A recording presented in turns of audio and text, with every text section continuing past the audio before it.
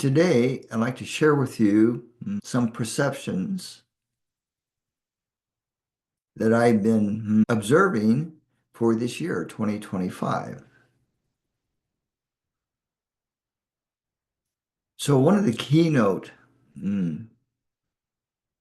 themes for this year is learning how to see the truth, to be the truth, to tell the truth. Our challenge as a planetary species and spiritual beings is to know what is true for us, each one of us personally. What is true and what is not true? How can you tell when someone or a group is telling you the truth? And what is the nature of things really? In an existential perspective, what level of crisis are we going through in knowing who we are, what we are, and how we are serving, where we are going? Why was I born? What is my path?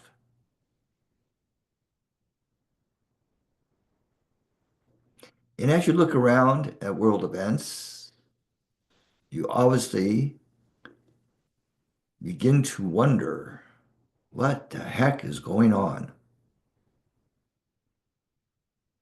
And to ask the question, to what degree am I being affected energetically by what's going on the planet and in the astral realms?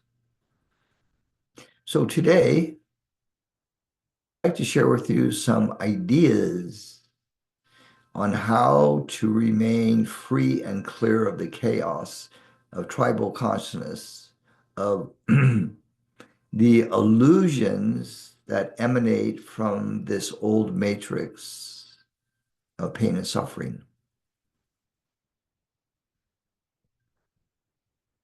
Is it not true that we are born to be free and sovereign?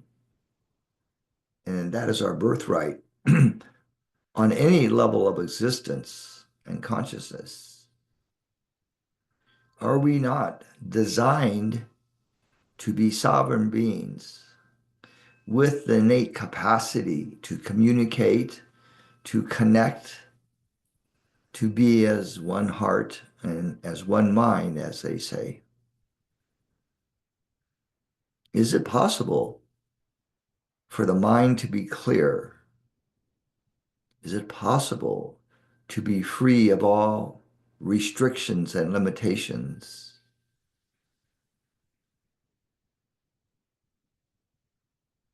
Is it possible to navigate this year from a place of calm and stillness, love and joy and peace, harmony and balance?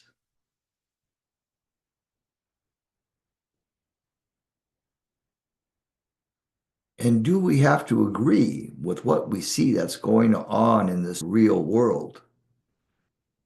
Imagine maybe this real world is not really real at all.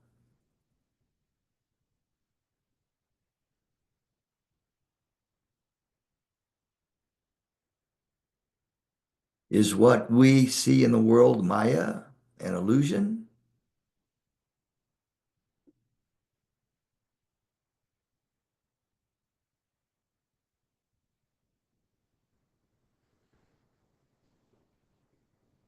And what about the stuff that goes on in our bodies as we navigate through the great shift and the transition into the Aquarian age and new earth? Is what our bodies are expressing, let's just say medically and emotionally and psychologically, is all of that real or is it made up? Is it part of the illusion? Is stress and pain and injury and illness and disease and trauma, is all that real or is it made up? Is it an agreed upon perception by the collective? that the body can get sick, it can age, it can even die. And what happens after the body dies?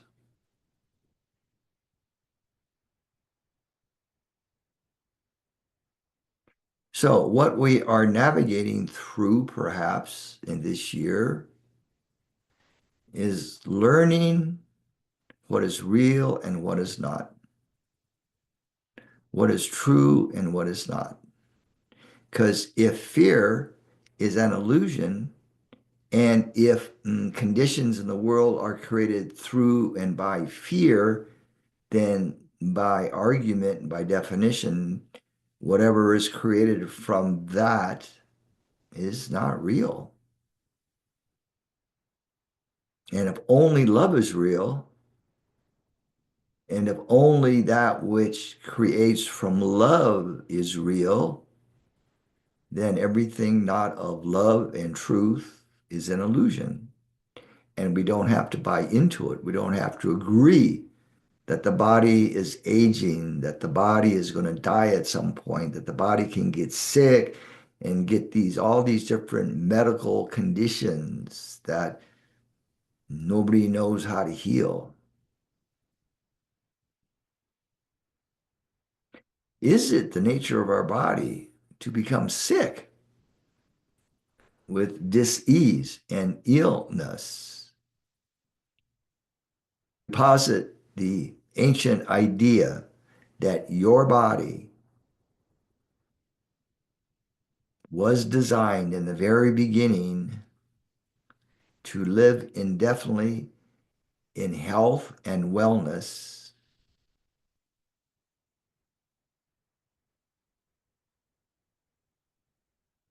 and that longevity and infinite life is one of the principles that the body was based upon. And perhaps, maybe, because of the fall, in a sense, the veiling, the acceptance of the illusion that we bought collectively into this game of limitation.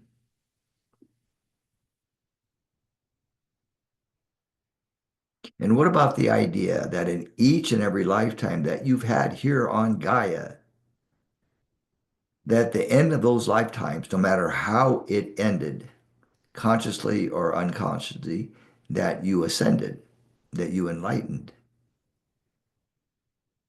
Think about that, ponder upon that. What if every lifetime is an opportunity for ascension, enlightenment, and awakening?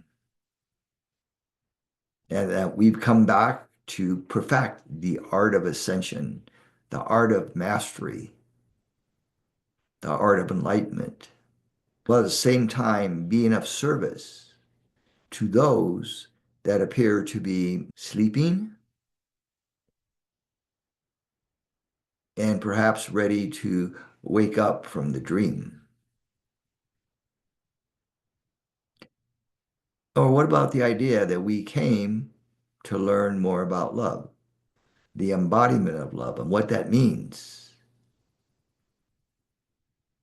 Maybe Prime Source gave us the grand opportunity to experience life at its fullest in a state of joy,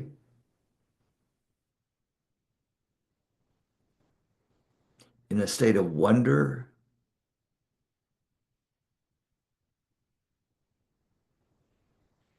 in a state of compassion, which may mean the blending, if you will, the integration of love and wisdom.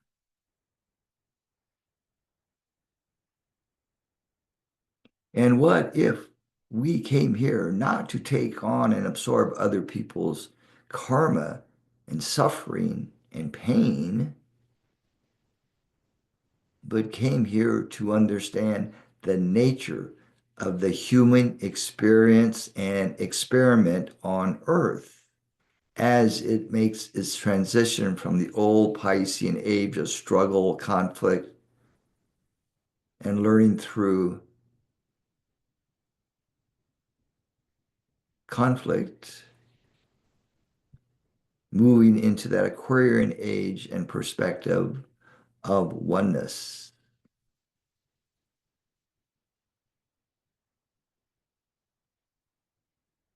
and the embodiment of heaven on earth.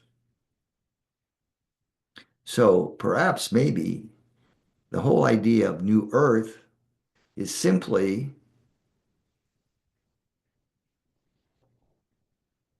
your creation of your reality that you are living in, irrespective of what others are doing.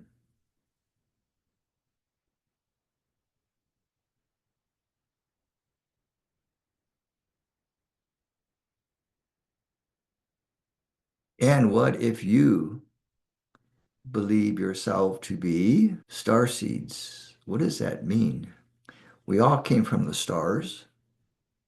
We all came from out there. Nobody owns this planet. This earth is a great schoolhouse of learning and the grand experiment of which the whole galaxy is watching to see how we maneuver into the Aquarian age. Earth, perhaps, is destined to be a prototype model for the rest of the galaxy and the universe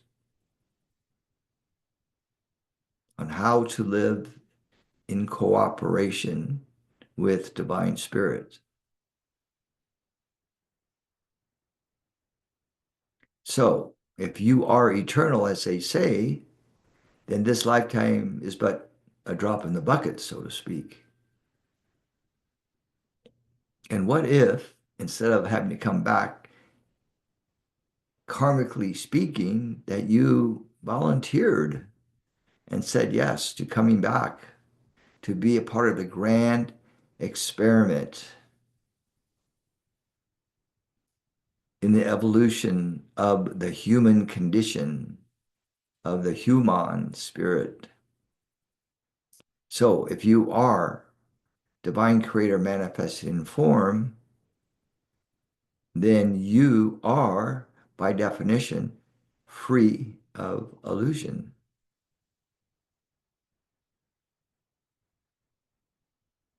And what if the whole idea of being trapped on earth is but an idea? And when that idea shifts, then it's a whole new ballgame.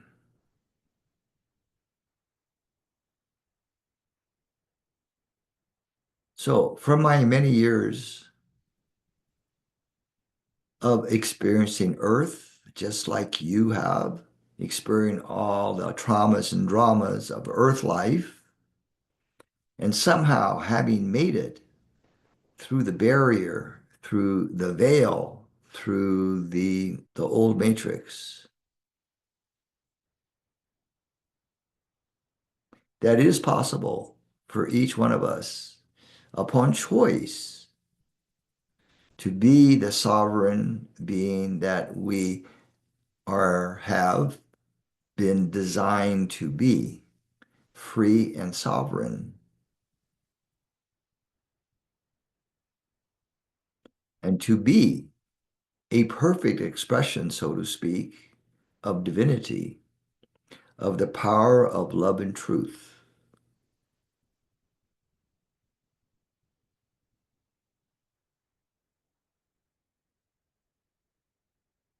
And what if we came here in our humbleness to be of service to all those that are saying yes to their awakening and their mastery? Star seeds are coming forth, and they have been in waves since about 1975. And because of harmonic convergence that happened in 1987 around the globe, starseeds have come with what we perceive as incredible gifts and talents, but oftentimes, as we see, has been suppressed or denied by the collective, by society, because of fear and unconsciousness. And what if we, as a collective of divine beings manifesting in form, hold the energetic sacred space for all star seeds, those that are awakening and emerging, holding the space that they can begin to express their many gifts in so many creative ways that will help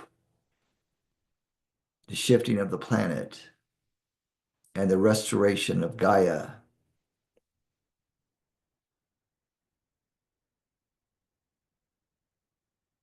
And as a collective, what would happen if we accepted the many gifts of these emerging starseed leaders and wisdom keepers, creating platforms and models for them to create and express their divine creativity in ways that will modernize in a quantum way Earth civilization and even the relationship of off-planet star systems to this Earth.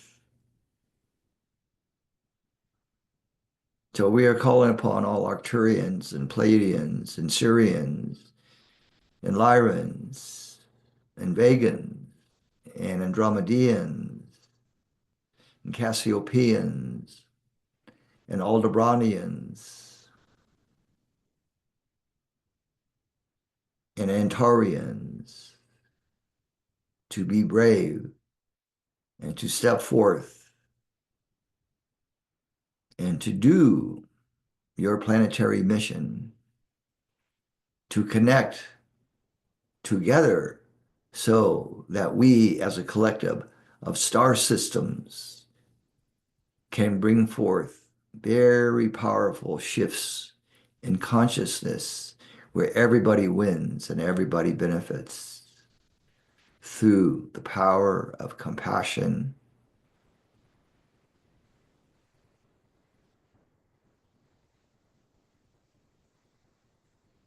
So if you feel a calling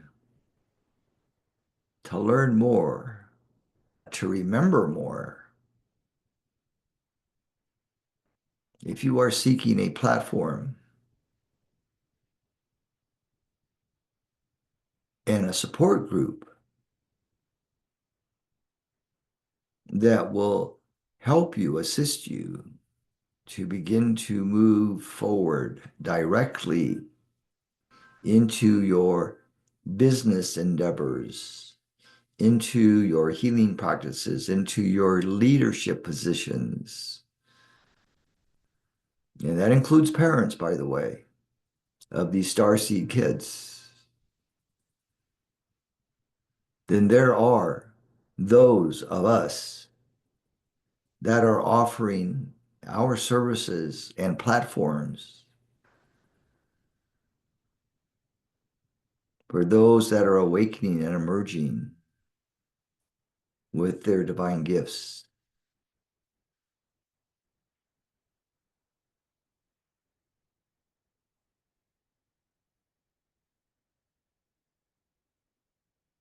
So let's do a very short tune in to see what is possible for you. So let's bring the focus to the breath and simply begin to breathe into your center point, into your still point, not only within your body, your beautiful sacred body, but also to and through your light bodies, coming into perfect center point stillness in this now moment and breathing deeply, aligning very deeply with the source of all life, with the source of your creativity, with the source of your blessings and grace.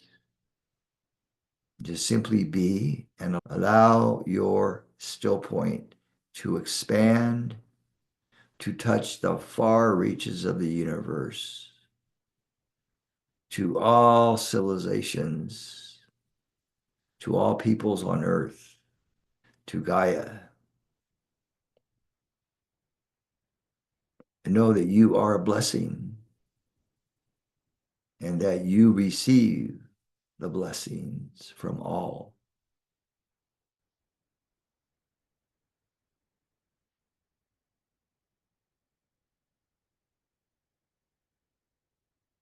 So let this awareness gently expand into all levels of your life and your levels of awareness,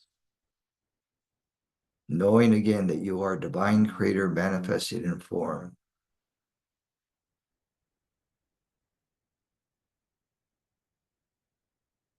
That it is possible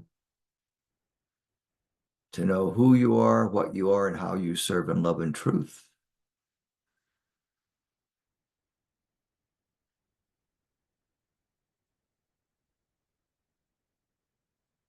And that the love of Creator surrounds you in perfect light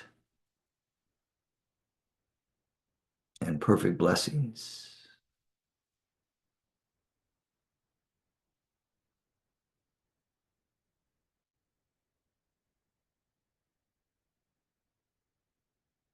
And if you want to learn more, please go to kenjikumara.com.